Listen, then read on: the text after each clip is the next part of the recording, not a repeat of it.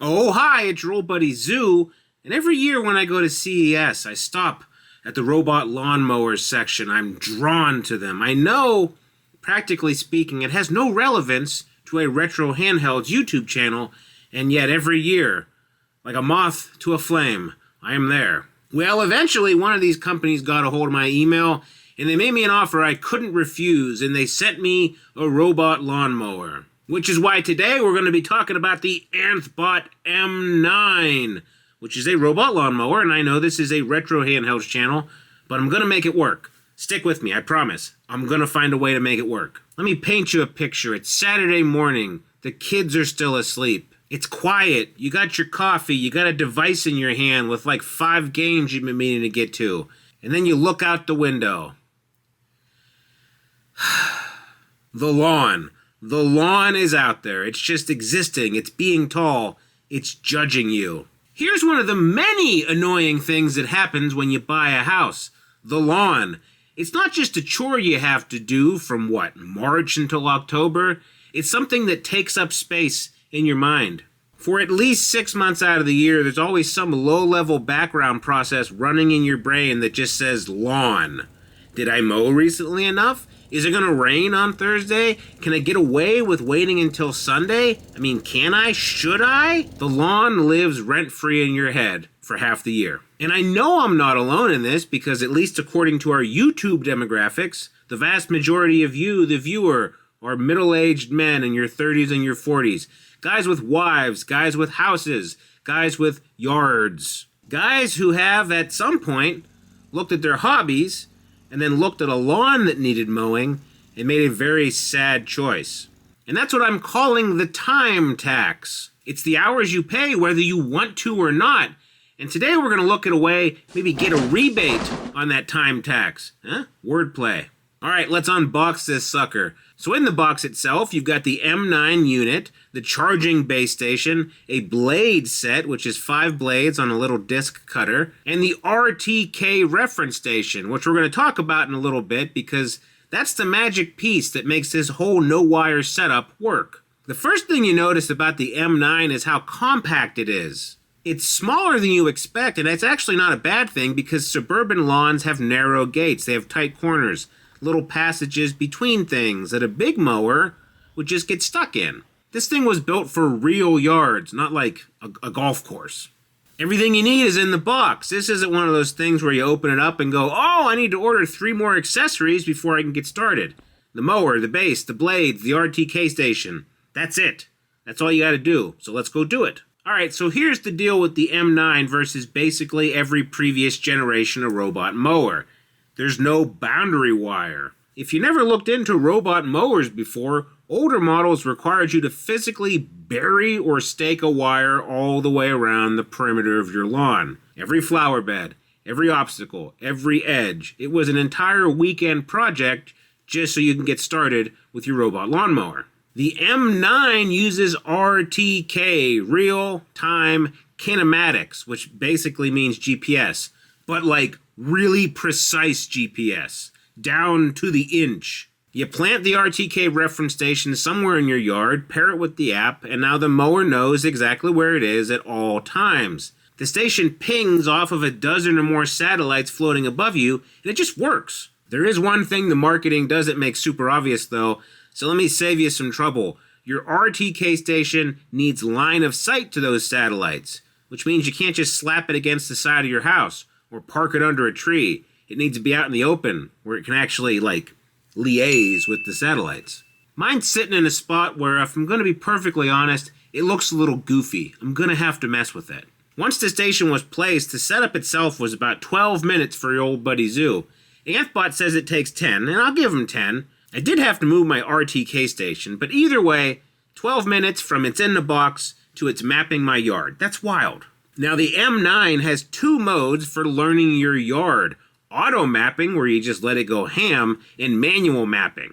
For a clean, simple, rectangular lawn with a fence, auto mapping will work fine. But my yard has stuff going on. There's mulch beds, there's a weird slope, there's a patio drop-off, there's some tight spots, and an undefined boundary between me and Mr. Mike's property line. For that kind of yard, for my kind of yard, I'd really recommend doing the manual mapping. The manual mapping itself is cool because it's like driving a remote control Mars rover that has razor blades underneath it. It's incredibly cool. You're literally driving this thing around with your phone, drawing your yard's map in real time. Alright, so once the mower knows where your yard is, here's what happens. The RTK station and the mower are constantly talking to each other. Centimeter level positioning. All times, it knows exactly where it is. And it mows in these clean U-shaped passes, which is how you end up with that nice stripe look over time. Now what happens when the signal gets weird? There's trees, there's buildings, there's clouds. GPS isn't perfect, but the M9 has 2 wide-angle AI cameras. And when satellite positioning gets shaky, it flips to visual navigation. It finds landmarks in your yard and it keeps going.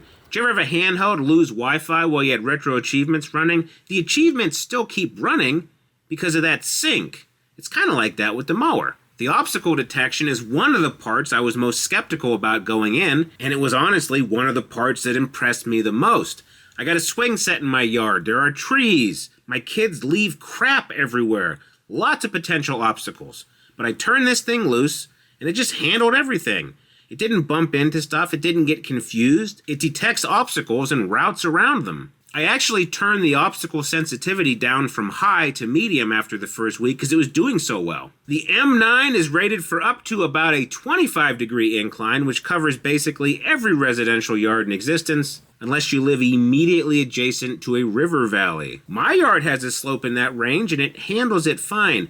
The thing to watch out for, though, are sharp drop-offs, not gradual slopes, sharp drop-offs. My patio has a pretty abrupt edge down to the lawn level, and the M9 got a little unpredictable there until I went into the mapping software and I taught it a better approach path around the edge. It wasn't difficult, just took an extra minute, just something to know about going in. Which brings me to my mulch bed, because right out of the box, the mower was drifting into the mulch bed every single time and getting stuck. The fix is in the app. You adjust the edge clearance and you tell it to stay a little wider from the boundary than it was before. You retrain it to go 5, maybe 10 centimeters off when it was previously going dead down that middle of the line. 5 minutes in the app, the problem's solved, but it is something they're not really obvious about in the marketing. It just makes it seem like it works flawlessly. Speaking of the app, it's basically where you do everything with the mower. You do your mapping, your scheduling, your zone management, you adjust your edge clearance, you monitor where the mower is.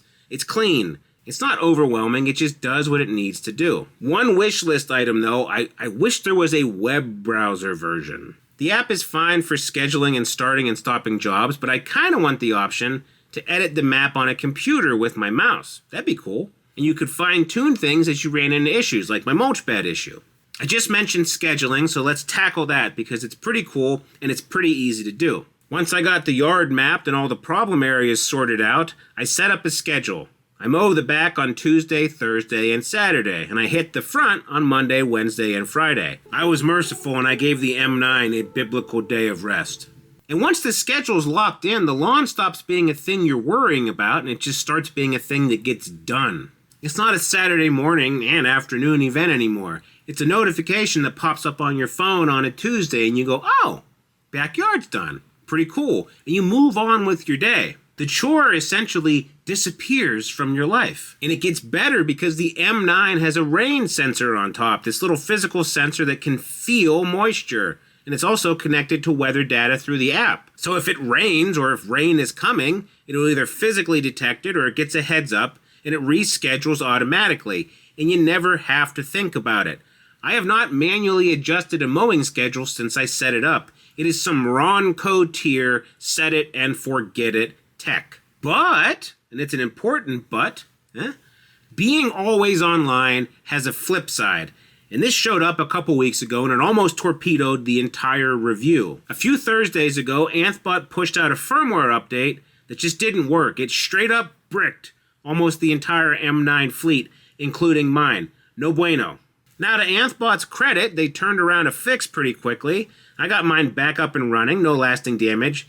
But for a day or two, I had an $800 lawn ornament, and I was not happy about it. Now, this isn't a unique ANTHBOT problem. No, it's something that happens with anything that's always online. Your TV, Heck, nowadays, your fridge, you get a weird firmware update and it stops working. And the people that are most susceptible to this are the ones that have the automatic updates turned on. So guess what I'm going to recommend? Turn the automatic firmware updates off. Go into the app, switch them off, and then when the update's available, wait, 48 hours before you pull the trigger. Check Google, check Reddit, check the ANTHBOT Facebook group. See what everyone's saying. If the update's a dud, I guarantee you'll see posts about it real quick. But if everyone's fine, go ahead and install it. It takes a minute to check, and it saves you a lot of time refreshing your email support chain at 9 o'clock on a Friday morning. Ask me how I know.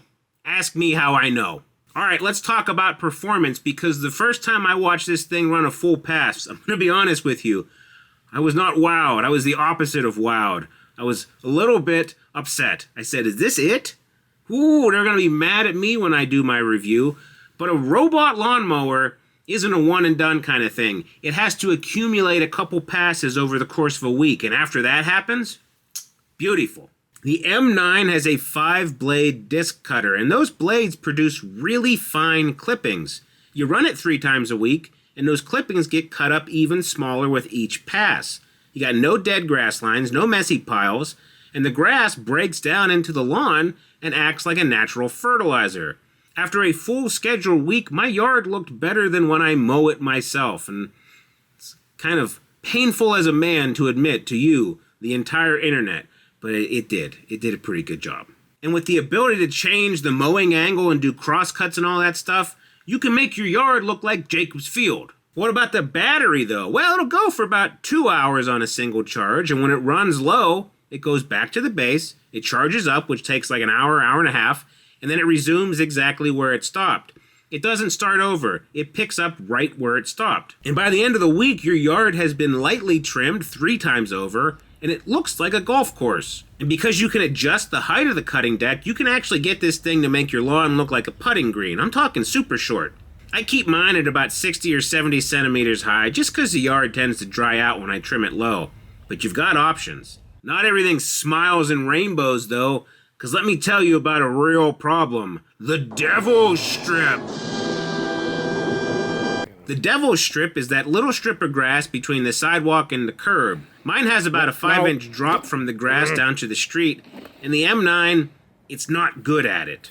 It fell off into the street a couple of times. It negotiated the drop about as well as Ed 209 from RoboCop negotiated stairs. So naturally, I started calling the lawnmower M209, and eventually I just had it stop mowing the Devil Strip altogether. It's just too much trouble. What that means is that I can't say the M9 is a 100% push mower replacement system, at least for my yard. For my situation, the combo is the M9 does like 95% of the work, and then I pull out the weed whacker. The M9 handles most of it, and the weed whacker comes out for the Devil Strip, tight spot, and edging. Speaking of edging and the weed whacker, if you're someone that wants those razor-sharp, crisp lines on the edge of your yard, the M9 isn't going to do it. It's just not precise enough at the edges to give you that super sharp look. And there's an option for edge mowing, and it works okay.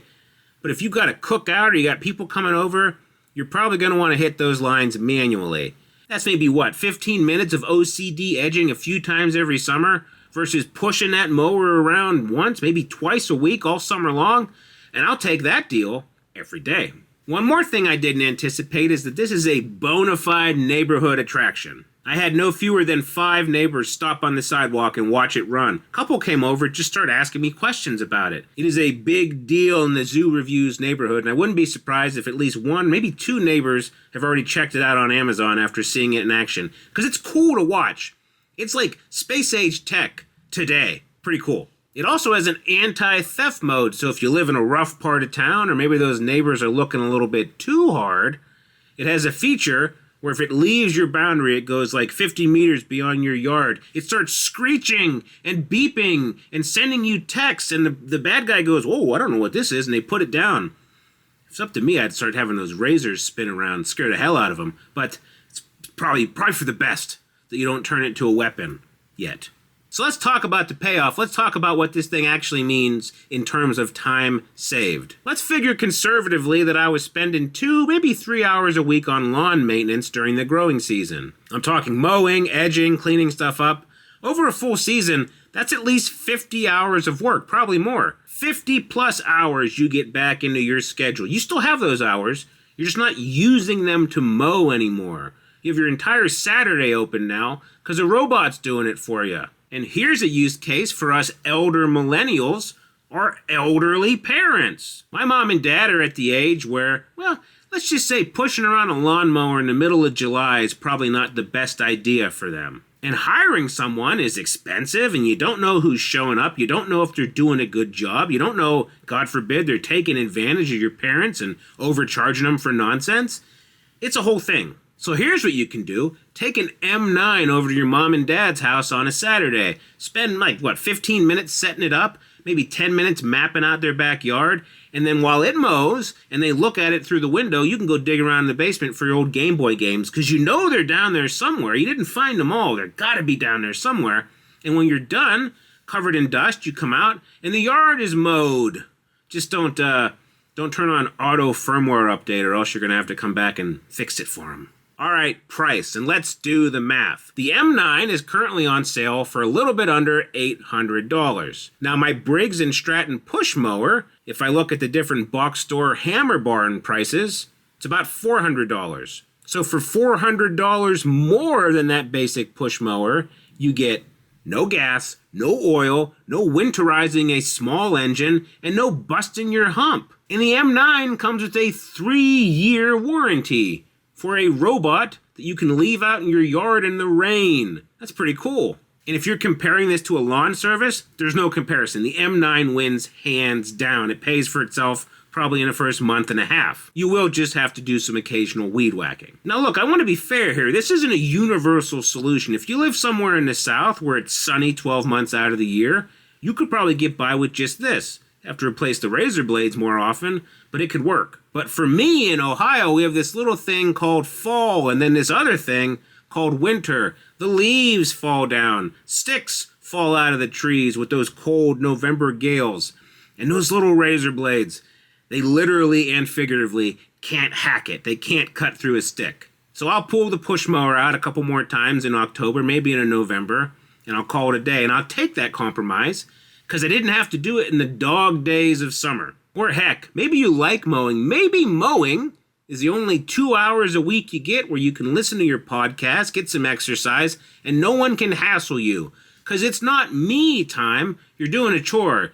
You just so happen to be listening to an audiobook about World War I. And if you like that, if you need that, that's fine. Keep your push mower. This isn't for you. But if you don't want to bust your hump, maybe think about the M9. Because the grass doesn't care who cuts it. If it gets done, wouldn't you rather be spending that time on your couch with your wife, with your kids?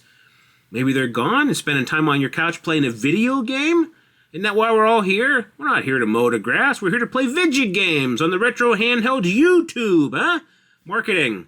Click the link, like, subscribe, all that jazz. Hey, while we're here, comment your favorite Sega Genesis game. People will be very confused in the middle of a lawnmower review where I'm talking about Sega Genesis, but we'll go with it. This video is going pretty long, so it's about time to land this thing with what did we learn about the ANTHBOT M9? We learned it's for homeowners with the lawn up to about a quarter acre who are done spending their Saturday mornings on sweaty chores. We learned it's for guys with complicated enough yards to want manual mapping, but with simple enough lives to want to just set a schedule and forget their chores exist. And we learned it could be an option for people with some older parents who shouldn't be doing outdoor chores in the middle of the summer. And here's what to know going in. Your RTK station, it needs line of sight to the sky, which means it can't be by trees. It can't be up against the house. Manual mapping is going to beat auto mapping for everything but the simplest yard. Devil strips with steep drop-offs, they are the M9's kryptonite. Edging still needs to be done manually for that crisp look. Turn off automatic firmware updates because you don't need to be a guinea pig. And your heart will drop the first time it does a single pass and you're going to go, oh, that looks awful. But stick with it, trust the process, and after a couple days, it's gonna look beautiful. My little robot lawnmower is not going back. I don't care what ANTHBOT says, because M209 plus a weed whacker means I'm covered for half the year. I'll probably end up pulling out the push mower at least once or twice in the fall, but the rest of my primary summer chore is automated, and I'm honestly blown away with how quickly this became part of my new normal routine. If you want to make these videos part of your normal routine, see what I did there? Remember to like and subscribe and press the buttons, thumbs up. It's 2026, you know what to do. Anyway, thanks for watching, and we'll see you next time. Goodbye.